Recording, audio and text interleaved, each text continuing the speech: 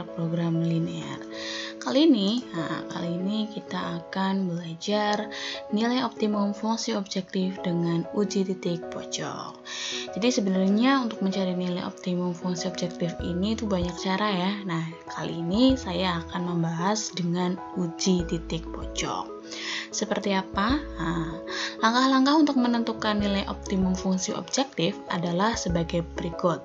Yang pertama, kita menentukan daerah penyelesaian atau DHP ya, dari sistem pertidaksamaan yang diketahui. Jadi, kita sampai ke grafik, terus kita tahu daerah mana yang memenuhi. Langkah yang kedua, tentukan semua titik-titik pojok pada daerah penyelesaian tersebut. Nah, nanti di situ kita akan menentukan titik-titik mana yang merupakan titik pojok pada daerah penyelesaiannya. Kemudian yang ketiga adalah substitusikan setiap titik pojok yang diperoleh ke dalam fungsi objektif yang diketahui. Jadi nanti di soal akan muncul fungsi objektif. Nah, setelah kita tadi mencari titik pojok, tinggal dimasukkan ke dalam fungsi objektifnya. Yang terakhir, berdasarkan hasil pada langkah C, tetapkan nilai maksimum atau nilai minimum. Jadi nilai optimum ini adalah bisa jadi dia merupakan nilai maksimum atau bisa jadi dia merupakan nilai minimum. Kita bisa mencari keduanya gitu ya. Ingat, maksimum berarti yang paling besar, sedangkan minimum adalah yang paling kecil. Yang nilainya paling kecil itu berarti nilai minimum. Yuk, seperti apa contohnya? Kita langsung saja ke contoh. Tentukan nilai maksimum dan minimum dari fungsi objektif f dalam kurung x, y sama dengan 50x plus 40y pada daerah penyelesaian sistem pertidaksamaan. X plus y lebih besar sama dengan 3, 2x plus y lebih besar sama dengan 4, x lebih besar sama dengan 0, y lebih besar sama dengan 0 untuk x, y elemen bilangan real.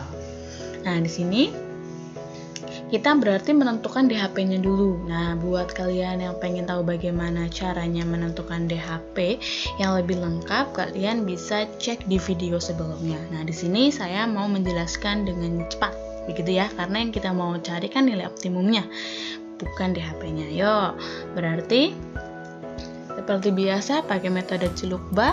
Kalau misalkan x-nya 0 berarti x-nya yang ditutup, berarti y-nya tinggal di 3. Iya. Begitu juga kalau y-nya 0. Kalau y-nya 0 berarti y-nya kita tutup, berarti x-nya sama dengan berapa? 3. Jadinya didapat 0,3 dan 3,0. Garisnya seperti ini. Nah, kemudian DHP-nya gimana? Iya, kita cek untuk menentukan DHP, kita cek titik di luar garis. Nah, biasanya saya pakai 0,0 nih. Nah, kita masukkan 0,0-nya ke dalam soal. Nah, di sini diperoleh x plus y lebih besar sama dengan 3. 0 plus 0 lebih besar sama dengan 3. 0 lebih besar sama dengan 3. 0 lebih besar sama dengan 3. Betul apa tidak? Salah. Iya, salah. Berarti yang ada 0,0-nya salah. Iya. Berarti DHP-nya mana? Yang nggak ada 0,0-nya. Seperti ini. Kemudian ada lagi 2x plus y lebih besar sama dengan 4. Ini sama, kita pakai metode Cilukba. Kalau x-nya 0, berarti y-nya berapa? X-nya 0, y-nya 4. Y-nya 0, x-nya 2. Jadi didapat 0,4 dan 2,0. Garisnya seperti itu. Ini muncul. Kemudian selanjutnya untuk DHP-nya gimana? Sama seperti langkah yang di atas ya. Kita menggunakan 0,0 diperoleh 0 lebih besar sama dengan 4. Ini juga salah ya. Berarti DHP-nya mana? Iya, DHP-nya masih sebelah sini, belum berubah. Ya enggak? Ini bukan DHP-nya, daerah yang salah begitu.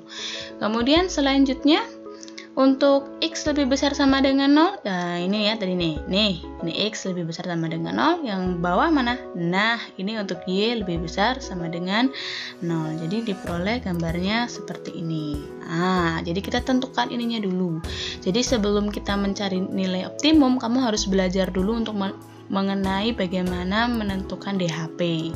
Nah, untuk lebih lengkapnya kalian bisa lihat di video sebelumnya, begitu ya. Oke, lanjut. Nah, setelah kita menentukan DHP, langkah selanjutnya adalah kita mencari titik pojoknya. Nah, seperti apa? Kita lihat di sini. Kalau kita lihat di gambar di sini, ya, titik pojoknya itu adalah ini, kemudian ini yang ada di pojok-pojok. Ada titik A, ada titik B, dan ada titik C. Ini adalah titik-titik pojoknya. Nah, kemudian kalau titik A ini titiknya berapa? Koordinatnya berapa? Koordinatnya dia adalah A 4,0. Salah. Iya, harusnya yang betul apa? A 0,4. Iya, ini adalah titik 0,4. Sedangkan yang ini, kalau yang C berapa C? Iya, 3,0. Nah, yang B gimana yang B? Nah, untuk yang B, kan kita nggak tahu nih. Yang B itu berapa? Makanya kita mau mencari titik B-nya. Dengan cara apa? Dengan cara eliminasi substitusi dari persamaan X plus Y sama dengan 3 dan 2X plus Y sama dengan 4. Kenapa pakai ini? Karena titik B ini merupakan perpotongan antara garis ini, garis X plus Y sama dengan 3, dan perpotongan garis ini nih, 2X plus Y sama dengan 4. Iya, kita eliminasi substitusi. Nah, di sini, karena kebenaran Y-nya itu sudah sama, 1 Y ini dua-duanya, tinggal kita kurangi saja. X plus Y sama dengan 3, 2X plus Y sama dengan 4. Ini kan dikurangin ya. X dikurangi 2X sama dengan min 1X. 3 dikurangi 4 sama dengan negatif 1. Ini Y-nya hilang. Kemudian X sama dengan berapa? Sama dengan 1. 1 ini diperoleh dari apa? Min 1 dibagi min 1. Baru kita peroleh X-nya sama dengan 1. Nah, selanjutnya kita sudah ketemu X-nya. Kan koordinat itu kan X, Y ya. Berarti tinggal menentukan apa? Y-nya. Apa? Dengan cara mensubstitusikan nilai X ini ke dalam salah satu persamaan, boleh yang atas, boleh yang bawah. Kalau saya pakainya yang atas nih, yang X plus Y sama dengan 3. Jadi X plus Y sama dengan 3, 1 ditambah Y sama dengan 3, Y sama dengan 2. Berarti gimana nih? Nah, berarti diperoleh koordinat titik B-nya adalah 1,2. Nah, kemudian tinggal langkah yang terakhir. Langkah yang terakhir adalah uji titik-titiknya. Nah, uji titik-titiknya dengan cara apa? Nah, di sini ada tabel nih. Ada titik X, Y, ada ini apa ini? Ini adalah fungsi objektifnya. Nah, nanti titik-titik tadi yang sudah kita ketahui dimasukkan ke sini nih. Tadi kan yang A itu berapa tadi? 0,4. Yang B 1,2. Yang C 3,0. Dimasukkan ke dalam fungsi objektifnya di sini. Berarti 160. Ini dari mana? Dari 50. X-nya berapa? 0, Y-nya 4. 50 kali 0 ditambah 40 kali 4 160. Begitu pula untuk yang B dan C sama. Hasilnya seperti ini. Coba 130 dari mana? Ini kan X-nya 1, Y-nya 2. Berarti 50 kali 1 50 ditambah 40 kali Y-nya berapa? 2. 40 kali 2 80. 80 ditambah 50 130. Begitu pula dengan yang C, dihitung ya.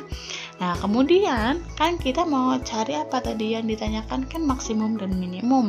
Berarti maksimum itu adalah nilai yang paling tinggi, sedangkan minimum itu adalah nilai yang paling rendah. Berarti maksimumnya berapa? Iya, maksimumnya 160 dengan koordinatnya 0,4, sedangkan minimumnya adalah 130 dengan koordinatnya adalah 1,2.